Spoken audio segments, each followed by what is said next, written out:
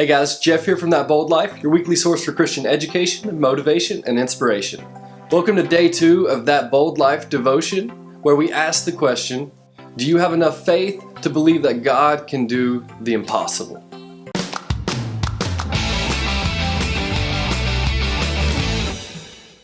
Today's reading is Matthew 8:5 through 13. I'll have it down in the description below, but I'm going to read it to you as well. When Jesus returned to Capernaum, a Roman officer came and pleaded with him, "Lord, my young servant lies in bed, paralyzed and in terrible pain." Jesus said, "I will come and heal him." But the officer said, "Lord, I am not worthy to have you come into my home. Just say the word from where you are and my servant will be healed. I know this because I am under the authority of my superior officers and I have authority over my soldiers. I only need to say go and they go, or come and they come. And if I say to my slaves, do this, then they do it." When Jesus heard this, he was amazed. When Jesus heard this, he was amazed. Turning to those who were following him, he said, "I tell you the truth.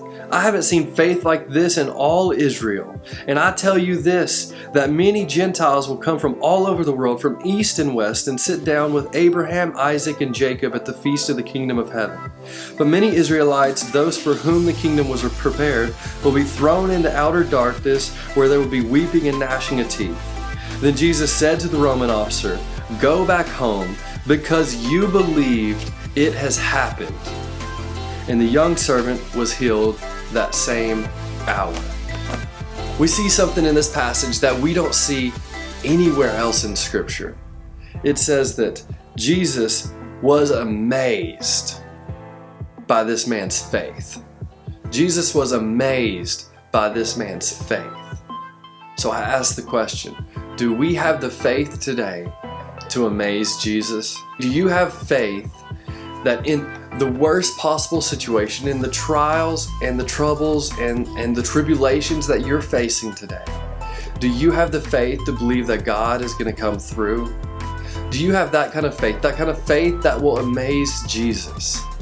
That when you go into life and you begin to face the problems and the repercussions, and you're having family issues and you're having marital issues and your kids aren't acting right and things aren't going smooth at your job, or you don't have a job right now and the look isn't going well, when you're facing problems that seem too difficult for you to accomplish, that seems out of your power, seems out of your reach, seems like whatever it is, you can't do anything about it, do you have the faith to trust Jesus? You see, the centurion in this moment, his young servant was dying. The medicine wasn't that good back then, not like it is today.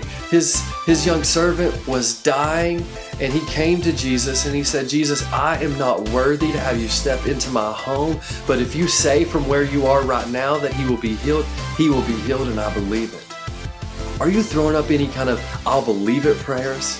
Are you praying to God knowing, having faith, trusting, leaning on him, believing that he will do it? Or are you just going through the motions? Because I know for too long now I've just went through the motions in my prayer life. God, if it's your will. God, if you think so. Maybe you will. Believe it. Pray like the centurion and say, "God, I know you'll do it." Have faith. Trust in him. Lean on him. He'll get you through it. Whatever you're facing, whatever you're fighting, he is Jehovah Rahi. He is the Lord your shepherd. He is the Lord who watches over you. He's always with you, always for you, never against you. That's the God we serve. The God that loves us. The God that loves us unconditionally. He is a great and wonderful God. Go to him. Pray to him. Talk to him like you know he's already answered that prayer. If you enjoyed day 2's devotional, go and hit that subscribe button and leave me a comment down below telling me about how this devotion has inspired you. Be sure to check back for tomorrow's devotion on devotion. Alright guys, keep living that bold life.